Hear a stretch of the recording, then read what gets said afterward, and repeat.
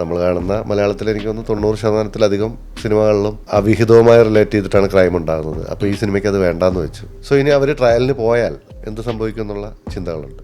ഒരു കോർട്ട് ഡ്രാമയായിട്ട് വേണേൽ നായകനെ കാണാൻ അടുത്ത അങ്ങനെ ഒരു ചിന്തയുണ്ട്. ചിലപ്പോൾ ചാക്കോച്ചൻ ഇത്രയും റഫായിട്ട് അഭിനയിക്കുമായിരുന്നു, ചിലപ്പോൾ ഞാൻ ആ സീൻ ഫസ്റ്റ് ഷോ അത് എഴുതില്ലായിരുന്നു. പുള്ളി എന്നിട്ട് പെർഫോം ചെയ്തപ്പോൾ നമുക്ക് തോന്നുന്നുണ്ടായിരുന്നു അത് വേണ്ടായിരുന്നു. ചാക്കോച്ചൻ ചെയ്ത ഹരിശങ്കർ എന്ന് പറഞ്ഞൊരു ക്യാരക്ടർ നിങ്ങൾക്ക് കേരളത്തിൽ എവിടെ പോയാലും അങ്ങനെ ഒരു പോലീസുകാരനെ കിട്ടില്ല. പട്ടാളക്കാരൻ ഒരാൾ വെടിവെച്ച് വന്ന ഹീറോയാ. പോലീസുകാരൻ വെടിവെച്ച് കഴിഞ്ഞാൽ സസ്പെൻഷൻ പണിയാണ്. നിങ്ങൾ ഇവിടെ കേരളത്തിൽ നടന്നിരിക്കുന്ന വെടിവെപ്പുകളിലെ എല്ലാം പോലീസുകാരുടെ ഒരു അവസ്ഥ എടുത്ത് നോക്കിയാൽ മതി. ഞാൻ പലപ്പോഴും ഡ്രൈവർ ഡ്യൂട്ടി ചെയ്തിട്ടുണ്ട്. അന്ന് ചെറിയ സ്റ്റേഷനായതുകൊണ്ട് 24 മണിക്കൂർ വണ്ടി ഓടിക്കുക, നെക്സ്റ്റ് 24 മണിക്കൂർ റെസ്റ്റ്, വീണ്ടും 24 മണിക്കൂർ വണ്ടി ഓടിക്കുക. അങ്ങനെ ഞാൻ കുറച്ചാൾ പോയിട്ടുണ്ട്. ചില ഓഫീസർമാർ വണ്ടി കയറിയിരുന്ന് അങ്ങ് ഫുൾ ടൈം ഉറങ്ങും. പിന്നെ അവരുടെ പണി കൂടെ നമ്മൾ ചെയ്യണം. അത് നമുക്ക് ഡിസ്റ്റർബൻസ് ആകുമ്പോൾ ചെറുതായിട്ട് കല്ലി കൊണ്ട് കയറ്റാറുണ്ടായിരുന്നു. എനിക്കറിയാവുന്നിടത്തോളം പോലീസുകാർ ഈ വഴിയിൽ നിന്ന്, കേരള പോലീസിൻ്റെ കാര്യം പറയാം, വഴിയിൽ നിന്ന് ഒരാളുടെ ഒരു 100 രൂപ വാങ്ങിക്കേണ്ട ആവശ്യമുള്ള ഒരു പോലീസുകാരനും ഇല്ലെന്ന് വിശ്വസിക്കുന്ന ആളാണ് ഞാൻ ലോക്കൽ സ്റ്റേഷനിൽ പോയി കഴിഞ്ഞപ്പം എനിക്ക് ഒട്ടും പറ്റാത്തൊരു സ്ഥലമാണെന്ന് മനസ്സിലായി. നല്ല കാര്യമൊന്നും കാണുന്നില്ലല്ലോ ലൈഫിൽ. എൻ്റെ സിനിമ കണ്ടിട്ട് ഇറങ്ങുമ്പോൾ മിനിമം ഒരു 10 മിനിറ്റെങ്കിലും തിയേറ്ററിൽ നിന്ന് ഇറങ്ങുമ്പം ഇതിലെ കഥാപാത്രങ്ങളെയോ കഥയോ കുറിച്ചൊന്ന് ആൾക്കാർ തലയ്ക്കകത്ത് വേണമെന്നൊരാഗ്രഹമുണ്ട്. സോ ആ ആഗ്രഹം കാരണമാവാം മേ ബി ഡാർക്കായി പടങ്ങൾ എൻഡ് ചെയ്യുന്നത്. ഇനി ഞാൻ എഴുതിയ പടമായതുകൊണ്ട് മാത്രം ആരെങ്കിലും സംശയിച്ചിട്ടുണ്ടല്ലോ അവസാനം ചാക്കോച്ചൻ എന്തെങ്കിലും പറ്റുമെന്ന്. ഞാനൊരിക്കലും വിശ്വസിക്കുന്നില്ല ചുറ്റിയെടുത്ത് ഒരാളെ തലക്കടിച്ചിട്ട് കൊണ്ടുപോയി ബ്രെയിൻ ഡെഡ് ആക്കി. സിനിമാറ്റിക് ലിബർട്ടിയാണത്. ഇതാരെങ്കിലും നടക്കില്ല എന്ന് പറഞ്ഞാൽ പറയും പിന്നെ അയാൾ പോലീസ്, അയാളുടെ എക്സ്പീരിയൻസ് എവിടെ ഉണ്ടായ റിയൽ സംഭവം എഴുതിയെന്നാണ് പറയുന്നത്. ഞാനൊരു 100 സ്ഥലത്ത് പറഞ്ഞാൽ പോലും ആരും വിശ്വസിക്കുന്നില്ല. അതിനേക്കാളും സിനിമ വർക്കായിപ്പോയി. ഷാഹി കബീറാണ് ചേരുന്നത് മൂവി വേൾഡ് മീഡിയ പോഡ്കാസ്റ്റിൽ.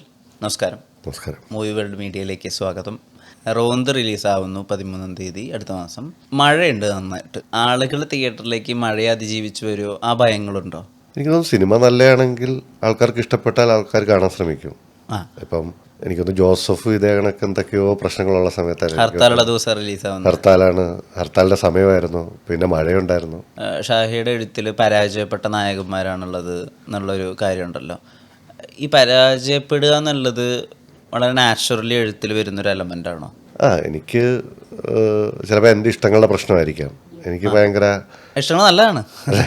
കൊമേഴ്ഷ്യൽ അല്ലെങ്കിൽ എല്ലാം വിജയിക്കുന്ന മനുഷ്യർ എന്ന് പറയുന്നതിനപ്പുറം എന്നെ ഇൻഫ്ലുവൻസ് ചെയ്ത സിനിമകൾ തന്നെ ആയിരിക്കാം അത്തരം കുറച്ചുകൂടെ റിയൽ ആയിട്ടുള്ള, അല്ലെ എല്ലാത്തിനെയും എതിർത്ത് വിജയിക്കാനൊന്നും പറ്റില്ല എന്ന് നമുക്കറിയാം. അപ്പം കുറച്ച് റിയലിസ്റ്റിക്കായിട്ട് ചിന്തിക്കാം എന്ന് കരുതുന്നു.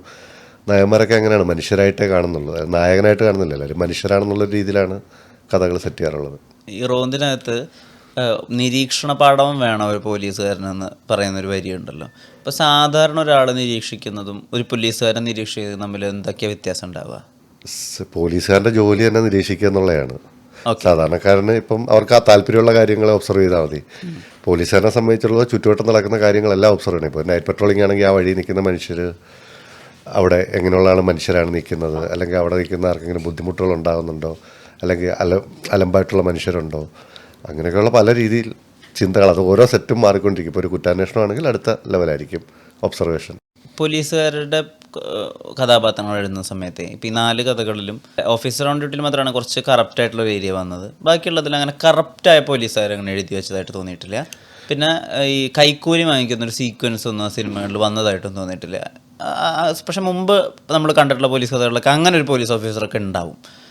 അങ്ങനെ ഒരു ദുഷ്ടനായ പോലീസുകാരൻ വേണ്ട എന്നുള്ളൊരു തീരുമാനം ഉണ്ടായിരുന്നു. നമ്മളിപ്പോൾ ഒരു കഥയല്ലേ എഴുതുന്നത്, അപ്പം അതിൻ്റെ അകത്ത് ആ കഥയ്ക്ക് ആവശ്യമുണ്ടെങ്കിലല്ലേ അങ്ങനെ കഥാപാത്രങ്ങളെ ഉണ്ടാക്കേണ്ട ആവശ്യമുള്ളൂ.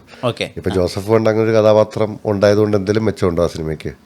ഇപ്പം ഓഫീസർ ഓൺ ഡ്യൂട്ടിക്കകത്ത് കറപ്റ്റഡായ ഒരാളെന്ന് പറയുന്നത് അങ്ങനെ കാണിക്കുന്നുണ്ട്. മനുഷ്യരല്ലേ എല്ലാത്തിലും. ഇപ്പോൾ പോലീസും ഏത് വകുപ്പെടുത്താലും വളരെ ഡിഫറൻ്റ് ആയിട്ടുള്ള ആൾക്കാരാണല്ലോ വരുന്നത്. ഓരോരുത്തരും അവരുടെ സ്വഭാവം ഉണ്ടാകും. പക്ഷേ എൻ്റെ സിനിമയിൽ അങ്ങനെ ആൾക്കാർ വരേണ്ട സാഹചര്യം വന്നില്ല, അതുകൊണ്ട് ഇതുവരെ വന്നില്ല എന്നുള്ളൂ. സസ്പെൻഡ് ആയിട്ടുള്ളൊരു പോലീസുകാരൻ, പിന്നെ അയാൾക്ക് എന്തെങ്കിലും ഒരു ഭയങ്കര വലിയൊരു കേസ് വരുന്നു. അപ്പോൾ ഉള്ള ഫോഴ്സിൽ ആർക്കും ആ കേസ് തെളിയിക്കാൻ പറ്റാത്തൊരവസ്ഥ വരുന്നു. അപ്പോൾ അയാൾ വരുന്നു, ആ കേസ് അയാൾ ജയിക്കുന്നു. അല്ലല്ല, ഒരു എക്സ്ട്രാ മാരിറ്റൽ അഫെയറിൻ്റെ ആയിരിക്കും പലപ്പോഴും ആ കേസിൻ്റെ പ്രശ്നം. ഇങ്ങനെയായിരുന്നു പോലീസ് സ്റ്റോറികളിൽ ഒരു പൊതുധാര ഉണ്ടായിരുന്നു ഒരു സമയത്ത്. ഇത് എലമെൻസ് ആയിരുന്നു, കോമൺ എലമെൻസ് ആയിരുന്നു. അതെപ്പോൾ മുതലാണ് ശ്രദ്ധിച്ചു തുടങ്ങി? അപ്പോൾ മുതൽ ആ എഴുത്തിലത് വേണ്ടെന്ന് ബോധപൂർവ്വം ഒഴിവാക്കാൻ തുടങ്ങി? അല്ലത് ജോസഫ് ഫോട്ടാണ്. അപ്പോൾ ജോസഫ് എഴുതാൻ നേരം നമുക്ക് ആദ്യമായിട്ട് വേണ്ടത് എന്നോട് ഒരു കുറ്റാന്വേഷണ സിനിമ എഴുതാമെന്ന് ചോദിച്ചു. അപ്പം അങ്ങനെ എഴുതുന്നൊരു സിനിമയാണ്. അപ്പം ഇതിന് മുമ്പ് വന്ന എല്ലാം ഒന്ന് മാറാം എന്നുള്ള ചിന്തയാണ്.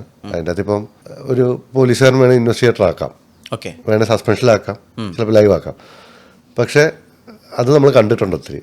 അപ്പോൾ ഇതൊരു റിട്ടയർഡായ അങ്ങനെയുള്ള മനുഷ്യരെ കണ്ടിട്ടില്ല. പിന്നെ എനിക്കത് പലപ്പോഴും എനിക്ക് തോന്നിയിട്ടുണ്ട്, നമ്മളുടെ സ്റ്റേഷനുകളെല്ലാം ഏതെങ്കിലും കള്ളന്മാരോ എന്തെങ്കിലും ബ്രേക്കിങ് എന്തെങ്കിലുമൊക്കെ നടക്കുമ്പോൾ മുമ്പ് സ്ക്വാഡിൽ വർക്ക് ചെയ്ത ആൾക്കാരെ വിളിച്ച് അവരെക്കുറിച്ച് ഡീറ്റെയിൽസ് ഇറക്കാറുണ്ട്. പിന്നെ അവർക്ക് കൃത്യം അറിയാം ഇന്ന സ്ഥലങ്ങളിൽ അവരുണ്ടാവും ഇന്ന സമയങ്ങളിൽ. അപ്പം അങ്ങനെ ഒരാൾ നായകനാണോ എന്ന് ചിന്തിച്ചു. രണ്ടാമത് ഈ പറഞ്ഞ തന്നെയാണ്, നമ്മൾ കാണുന്ന മലയാളത്തിൽ എനിക്ക് തോന്നുന്നു 90% സിനിമകളിലും അവിഹിതവുമായി റിലേറ്റ് ചെയ്തിട്ടാണ് ക്രൈം ഉണ്ടാകുന്നത്. അപ്പോൾ ഈ സിനിമയ്ക്ക് അത് വേണ്ടാന്ന് വെച്ചു. അങ്ങനെ നമ്മൾ മുമ്പുണ്ടായിരുന്ന സാധനങ്ങൾ വേണ്ടാന്ന് തീരുമാനിച്ചതിൻ്റെ ഭാഗമായി ഉണ്ടായതാണ് ജോസഫ്. അപ്പൊ ഈ വിഴപ്പൊഞ്ചിന്റെ ഒരു അവിഹിത എലമെന്റ് വരുന്നുണ്ടല്ലോ, അപ്പൊ അത് ചിന്തയിൽ കടന്നു പോയിട്ടുണ്ടായിരുന്നോ? സിനിമയിൽ ഒരു കേസ് അന്വേഷണം ഓക്കെ, നിങ്ങൾ ചിന്തിക്കേണ്ടതാണ്. ഇപ്പോൾ നമ്മൾ ഞാൻ സിനിമയുടെ പേര് പറഞ്ഞാൽ എല്ലാ സിനിമയിലും കൊലപാതകം അന്വേഷിച്ച് ചെല്ലുമ്പോൾ ഒരു അവിഹിതം റിലേറ്റഡ് ആയിരിക്കാം. അങ്ങനെ അതൊരു ഇൻവെസ്റ്റിഗേഷൻ സിനിമയാണ്.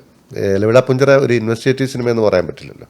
അതെ അതെ അതെ അതെ. റോന്തിനകത്ത് ഒരു സീനിയർ പോലീസുകാരനും ഒരു ജൂനിയർ പോലീസുകാരനും തമ്മിലൊരു കോൺഫ്ലിക്റ്റ്, അതായത് ഒരാളുടെ എക്സ്പീരിയൻസ് മറ്റൊരാളുടെ എക്സ്പീരിയൻസ് ഇല്ലായ്മ, ഇത് ജീവിതത്തിൽ നിന്ന് എത്രമാത്രം വന്നിട്ടുണ്ട് സിനിമയുടെ അകത്ത്? ഞാൻ പലപ്പോഴും ഡ്രൈവർ ഡ്യൂട്ടി ചെയ്തിട്ടുണ്ട്. ഓക്കെ, 24 മണിക്കൂർ വണ്ടി ഓടിക്കാറുണ്ടായിരുന്നു.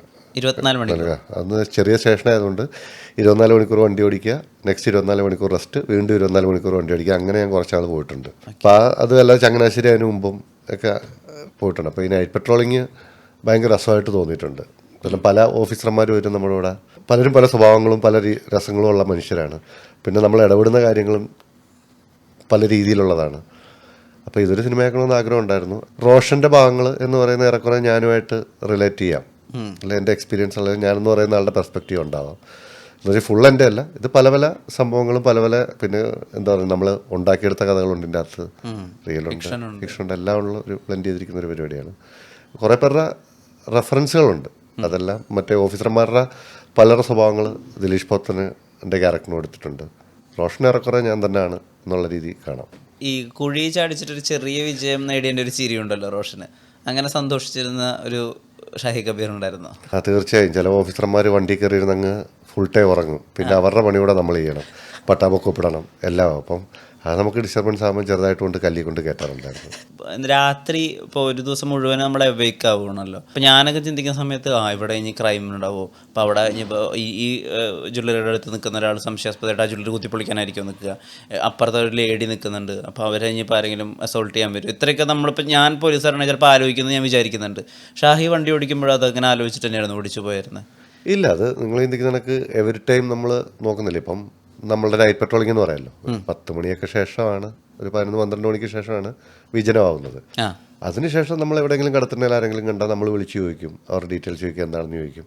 പിന്നെ നമ്മൾ രാത്രി കാണുന്നവരെല്ലാം ചെക്ക് ചെയ്യുന്നത് അതിനുവേണ്ടിയാണ്. രാത്രി വണ്ടി അയക്കപ്പെട്ടിട്ടുണ്ടാവാം, ഇതൊക്കെ നമ്മൾ എഴുതിയെടുക്കുന്നത് നാളെ എന്തെങ്കിലും പരിചയമില്ല, എന്തെങ്കിലും ഒരു ക്രൈം നടന്നിട്ടുണ്ടെങ്കിൽ ചിലപ്പം അവർ പോകുന്ന വണ്ടിയാവാം, ഐഡൻറ്റിഫൈ ചെയ്യാൻ പറ്റും. അത് നമ്മുടെ റൊട്ടീനാണത്. പിന്നെ നമുക്ക് വരുന്ന കോളുകളാണ്, ഇന്ന സ്ഥലത്തൊരു വിഷയമുണ്ട്, അപ്പോൾ നമ്മൾ അവിടെ പോകുന്നു. അങ്ങനെയുള്ള പരിപാടികളാണ് നൈറ്റ് പെട്രോളിങ്. രാത്രി മൊത്തം കള്ളനെ തപ്പി നടക്കലല്ല, ചെക്ക് ചെയ്യാണ്. പിന്നെ ഈ ആരാധനാലയങ്ങളെല്ലാം മോഷ്ടിക്കപ്പെട്ടിട്ടുണ്ടോ എന്ന് സെർച്ച് ചെയ്യണം. ATMs, ബാങ്ക്, ഇങ്ങനെ ഒരു 10-34 പട്ടാ ബുക്കുകളുണ്ട്. എന്ന് പറഞ്ഞാൽ നമ്മൾ അവിടെ ചെന്ന ആ സമയത്ത് അവിടെ പരിശോധിച്ചു, അവിടെ കുഴപ്പമൊന്നുമില്ല എന്ന് നമ്മൾ എഴുതി വയ്ക്കണം. അത് ഈ 10-36 എണ്ണം കാണും. ഈ 36 എന്ന് വെച്ചാൽ ഈ സ്റ്റേഷൻ മൊത്തം റൗണ്ട് ചെയ്യും. അപ്പോഴത്തെ ഒരു രാത്രി നമ്മൾ ഇത്ര ഒപ്പിട്ട് തീരുമ്പോൾ നമ്മൾ ആ സ്റ്റേഷൻ്റെ ഫുൾ പരിധി പോയിട്ടുണ്ടാവും.